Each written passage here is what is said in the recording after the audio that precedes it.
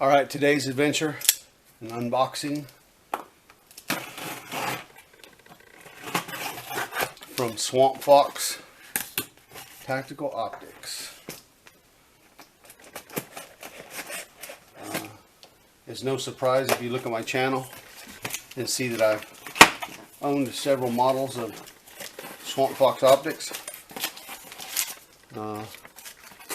I guess you can say I'm a fan of them. And today we are unboxing the Arrowhead 30mm tube second focal plane reticle. 12 red reticle brightness settings. True 1x magnification. This is the one up from the Tomahawk. Both are low variable power optics. LPVO, kind of a new acronym out there in the optic world as of recent. Our battery, it looks like, comes with a 3-volt.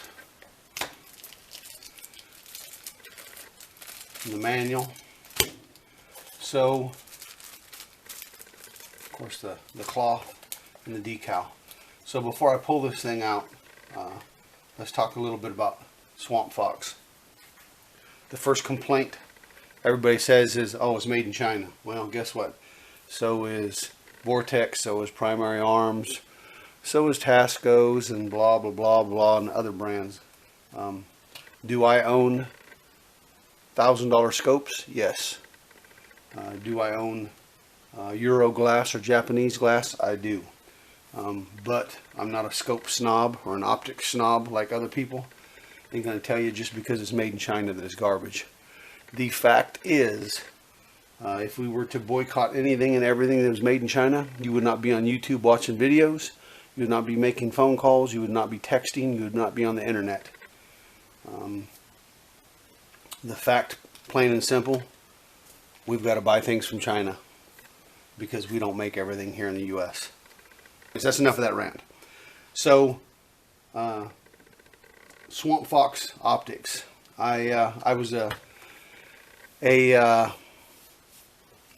wouldn't say friend at that point. I was just a point of contact with Mike. Everybody knew him from Primary Arms Mike, or PA Mike, on AR-15 forum when I was using Primary Arms optics. He had ended up going over to Swampfox Optics and was working with them, and I contacted him when the Tomahawk first came out, and I've got a video on the Tomahawk. Low variable power optic. I put it on my 12.5-inch Grendel. It's awesome. So I put this up against the Strike Eagle by Vortex 1-8, as well as the Primary Arms 1-8, as well as the Nikon, the Bushnell, the True Glow, and a Trijicon. And for the money, I think this is the best low variable power optic that I've come across. I absolutely enjoy shooting this. It's got a clear field of view. It's got a bigger field of view. The eye box is bigger, and I go into that in my other video. So I was actually really excited to check out the Arrowhead, which is a step up. And lo and behold, I finally got one in. Right off the bat, you notice a little bit cosmetic differences from the Tomahawk. The turrets are a little more knurled. They look beefier. It is heavier. This is a 1-10 versus the 1-8 of the Tomahawk. Speaking with Mike, I asked him about some specific differences. The glass material is exactly the same from the Tomahawk to the Arrowhead. The glass itself. It is just engineered, cut, or designed differently to fit inside this optic. He calls it new math. Using the new math, when you look through this optic, Many people say, oh yes, it is much more brighter or is much more crisper or clearer than the Tomahawk. Even though it's got the same glass. Again, kind of new math in designing it. He also mentioned weight-wise, because this is 20 ounces, which is heavier than the Tomahawk. This is built less aluminum and more steel and other metals, making it more durable and more robust. If you look at it, like I've said with the Blade prism scope, these things look like they're built like a tank. Of course, I won't know, because I won't be beating this up today, because this is just a out of the box look, but it looks like it's beefed up really good. Your stencilings, logos are really clear on the turret. Numbers, I mean, that's excellent. Direction arrows, it just looks really good. Really impressive. What else we got in the box here? We got a bag of goodies. Throw lever. It's a different design than the Tomahawk. Looks like it's machined a little bit different. Yeah, it is too. So it's got some lightning cuts in it. I guess you could call it lightweight cuts. It's machined a little different. You got your holes to place that on your dial. And we'll be doing that later. Comes with your screws and your tool. And the handy dandy Swampfox Torx. And I love this thing. I don't love it when you can't get it out of the bag, but I love this tool because it fits, it's easy to use. You can spin it to tighten it up, and then if you need to apply a little bit of torque, and to be honest, that's all the torque you need once you tighten it with your fingers. Pretty neat. Back to this baby. It comes with flip-up caps. I found in my experience that these flip-up caps, I mean, they're not bomb-proof, but they to me, they last a little bit better than some of the other cheap flip-up caps that come with other ones. It's got the neat Swampfox logo on them as well. So this is the cap for the battery. Yep. The battery goes in there. Looks like it's got a double O-ring seal, I think. Yeah, that's an O-ring. So it's got two O-rings in that seal to keep it tight, which is nice.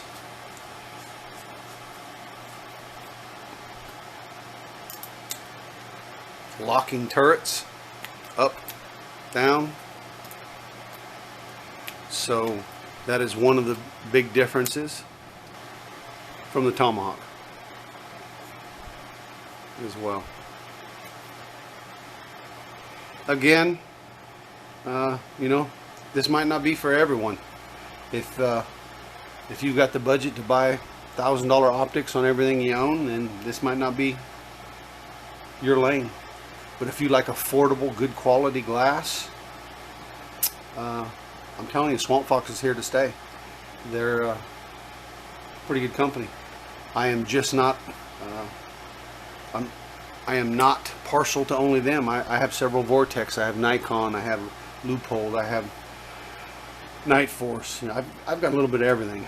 But I've just been, the last couple of years, I've been playing around with these Swampfoxes and been impressed with them. So this is what we're looking like through the Arrowhead. It is about 3 o'clock in the afternoon. The sun's kind of going down. It's over my house, actually. We're looking at approximately 100, a little over 100 yards to my little backyard range. I am on 1X right now. You kind of see the field of view. Very very clear. I'm going to go ahead and crank it up a little bit. 1.5, 2,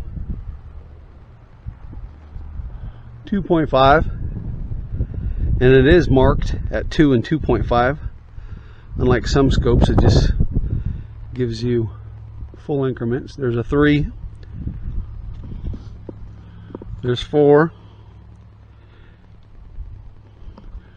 and then I'm just going to work it. So 5, 6, 7, 8, 9, and 10 are pretty close. 5, 6, 7,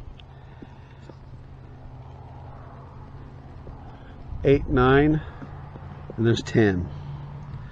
So we're at 10. Sorry if I'm shaking, but I'm just kind of holding this with my hand right now. But there is 10x at my Alaska Trooper qualifying target, which the wind is tearing up my staples. Alright, so let's talk about the lighted reticle. This version is green. It has got off positions in between each number, and it also has night vision settings. We're going to go ahead and start at the night vision 1 setting. Of course, you won't be able to see it. Night vision 2. This is the number 3 setting. 3.5, 4, 5. I can start seeing the green in daylight now.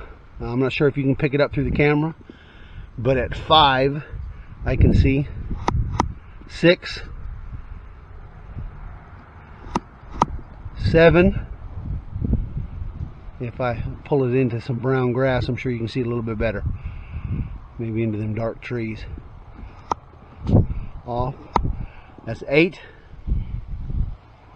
Back on the targets, on the black tires. Off. 9.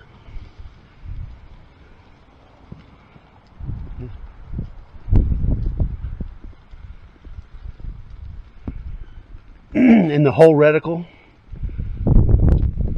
to include the subtensions, is lit up, which is pretty nice. Unlike some that are just partially lit. There's 10.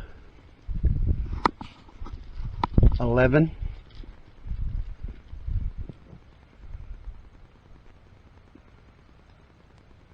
That stands out pretty good. And then the highest is 12. There it is, 12.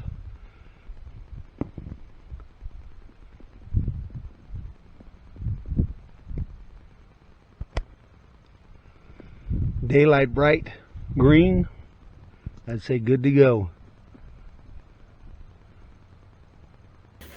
All right, so far as the turrets, again, you could notice the differences from the Tomahawk to the Arrowhead, one being that they're locking.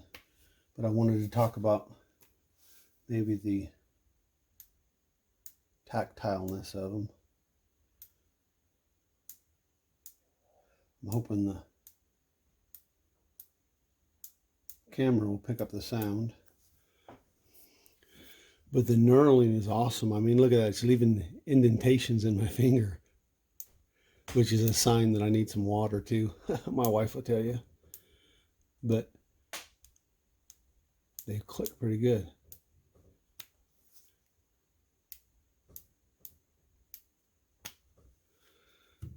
Versus the Tomahawk.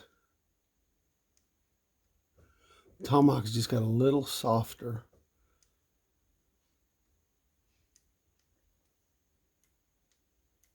And there's, see, there's slight movement in between the splines.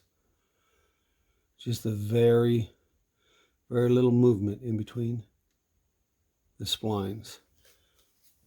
The turrets, I had them locked, but still, there's no movement. And a little better clarity on the glass is what you're looking at as far as a price upgrade. And of course, the durability inside mechanisms is what you're looking at, the price upgrade from a Tomahawk to the Arrowhead. Not everybody can afford $1,000 or $2,000 glass. In my opinion, this is a pretty good product. Again, this is just an unboxing, so you won't see an install probably. But thanks for watching, and catch you on the next adventure.